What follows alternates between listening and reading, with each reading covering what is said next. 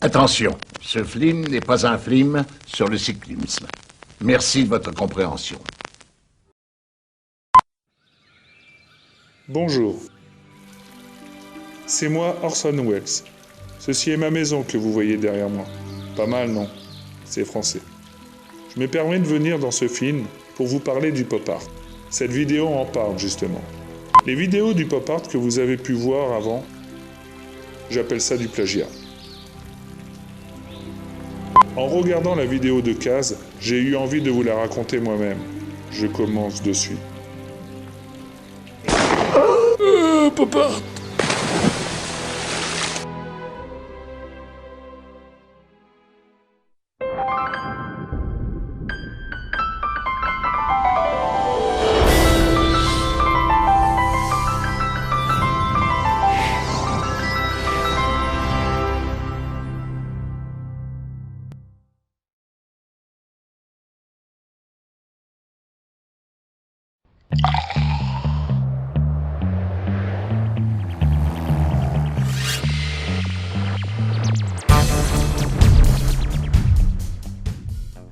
Tout mouvement artistique émerge dans une époque qui lui ressemble.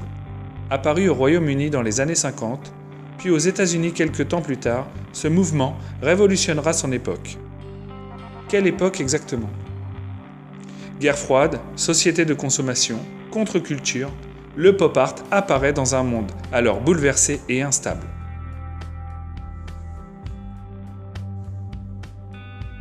Lorsque l'Independent Group, cercle vertueux à l'origine du pop art, commence à se réunir en 1952, le monde est alors bouleversé par les 30 Glorieuses. Le nouvel ordre économique mondial, dominé par les États-Unis, se met en place en Europe et donc au Royaume-Uni. L'état économique du pays se porte bien et l'ambiance victorieuse de l'après-guerre flotte joyeusement sur la capitale. D'ailleurs, le taux de chômage avoisine les 3% de la population active. Un record. D'un point de vue politique, le Parti conservateur est au pouvoir entre les mains de Winston Churchill, qui a marqué la communauté internationale avec ses discours visionnaires sur l'Europe. Il règne donc un climat de prospérité. Les objets du quotidien tels que les téléphones, les télévisions et autres innovations trouvent leur place dans les maisons. Un vent de liberté souffle sur la jeunesse britannique, la culture populaire se diffuse et s'étend très rapidement. Elle est alimentée par la musique pop. Nous pensons bien évidemment aux Beatles, genre musical nouveau, qui exprime la libération d'une jeunesse jusqu'alors discrète. Un lien indéniable s'opère entre le pop art et la musique pop. La pochette du 8e album des Beatles est réalisée par Peter Blake, figure emblématique du pop art anglais. Le terme pop art vient du popular art. Laurence Holloway, grand critique d'art, est à l'origine du terme pop art.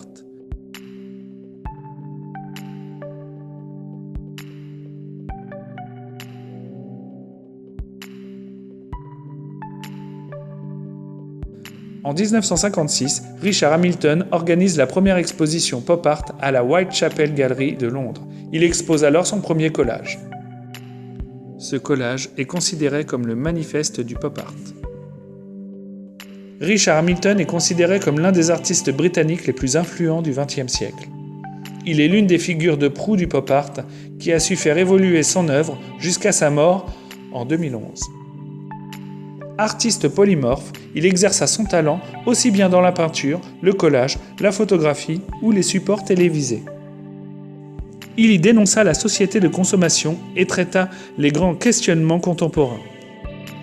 En 1947, New York devient le centre du monde de l'art. C'est à partir de cette ville que le mouvement se développe aux États-Unis. Jasper Jones s'approprie le drapeau national américain avec l'œuvre Flag et inscrit l'imagerie américaine comme icône artistique.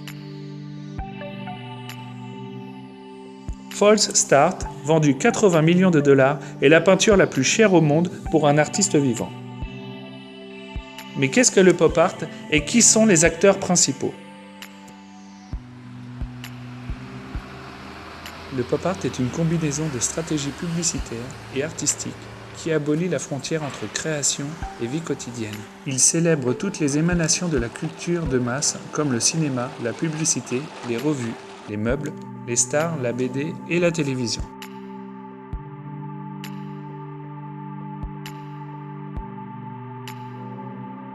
Cinq artistes majeurs américains sont emblématiques du pop art. Andy Warhol et ses impressions sérigraphiques sur toile, comme la boîte de soupe Campbell. Roy Lichtenstein et la lithographie Lever du soleil. Tom Wesselmann et ses peintures de nus et collages abstraits. Klaus Oldenburg et ses sculptures géantes.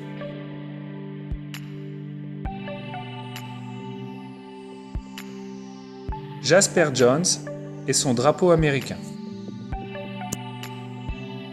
Andy Warhol installe son atelier dans une usine appelée The Art Factory, une usine à idées, de création où se croisent des acteurs, des peintres et des musiciens. Il n'exécutait pas lui-même ses œuvres, mais donnait ses instructions à des assistants qui les réalisaient à sa place. Les artistes du pop art comprennent que c'est l'énergie et la couleur de la vie moderne qui plaisent. Pour que l'art touche le plus grand nombre, ils peignaient ce que chacun connaissait bien. Le mouvement exprime à la fois l'enthousiasme et l'inquiétude, mariant les contraires entre le luxe et la pauvreté. Le pop art, après son apogée des années 60, fut moins visible la décennie suivante. De nouvelles formes d'art prirent le dessus, comme l'art minimal, l'art pauvre, l'art conceptuel et le land art. Son influence demeura tout de même très forte et continua à inspirer des domaines artistiques et industriels, comme le design industriel des années 60 avec Claude Courtecuisse, et l'architecture avec Oscar Niemeyer et le siège du Parti communiste. La Maison de la radio à Paris par Henri Bernard et l'Opéra de Sydney grâce à John Hudson. Le pop art est toujours présent aujourd'hui.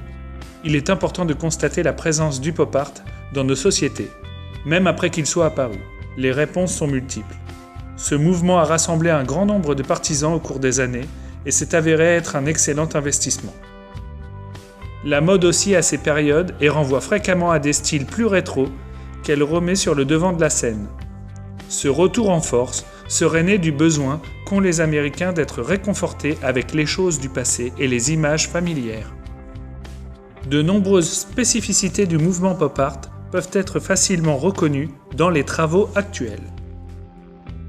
Aujourd'hui, beaucoup de graphistes créent des illustrations et des affiches aux couleurs vives, avec parfois des pointillés et des séries d'images, représentant des objets du quotidien, si bien dans le web design que dans tout autre domaine créatif. Le pop art est une critique de la société et reste un art encore présent aujourd'hui.